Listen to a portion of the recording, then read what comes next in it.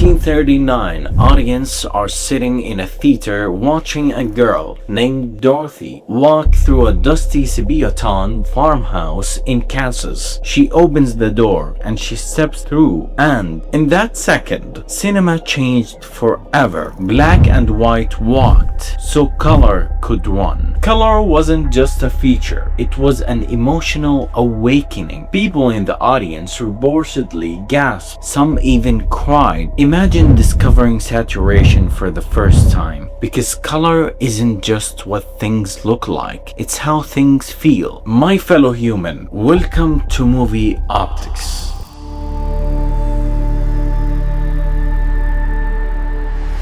Today we're talking about color theory. This is the secret language director used to tell you who to trust, who to fear, and when to start crying. All without a single line of dialogue. Welcome to the spectrum. No glasses required. My friend, your brain has been programmed. Factory settings, dramatic.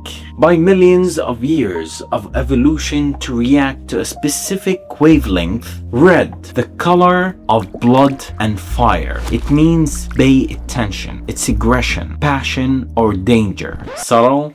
Never heard of her. Blue, the color of the sky and deep water. It's calm, it's isolated, it's cold. Emotionally available?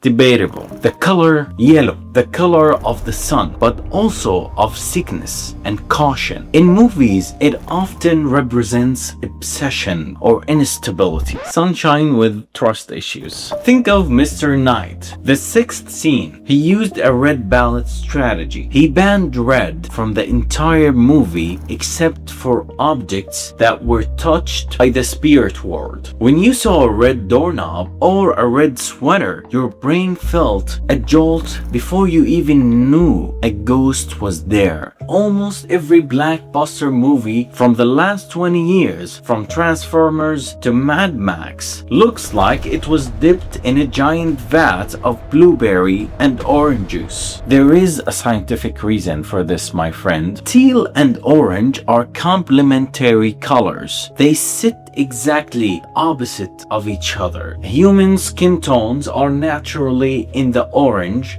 beach family. By making the backgrounds and shadows tail, the actors bob off the screen with a maximum contrast. It's the easiest way to make a shot look expensive. So basically, add teal and charge $200 million. Sometimes color tells the story better than the script. The Matrix world has a sickly green tint. It looks like an old computer monitor. It feels artificial, like a Wi-Fi in a hotel. That's not funny, right? But the real world, it's cold, it's harsh, and blue. The color tells you exactly where you are before Neo even opens his mouth. Directors often use a color arc. Character might start the movie with a dull, washed out grays, feeling lost, bored, and gradually move into the vibrant reds and gold as they find their purpose. You're watching a palette. Perhaps the most famous use of color in history is Steven Spielberg's Chandelier's List, a 3-hour movie shot in black and white except for one little girl in a red coat. In a world of grey horror, that one splash of red forces you to focus on the individual. It turns a static into a human. That is the power of color. It is the ultimate tool for empathy. We think we see with our eyes, my friend, but we actually see with our hearts. Color is the bridge when a director chooses a palette. They are choosing the temperature of your soul. No thermostat included. That's also not funny. Okay. We're fine. They are deciding if you will feel warm and safe, or cold or alone. Next time you watch a movie, don't just look at the story, look at the colors. Ask yourself, what is this hue trying to make me feel? The answers are hidden in a plain sight. Keep your eyes open. I'll see you in the dark. You thought I was gone? Come on, you guys, I've done this a lot. Like, you should know by now. It's like, do you see the beautiful thing, you know, with color and stuff? That is the thing about color. Change the hue, change the mood.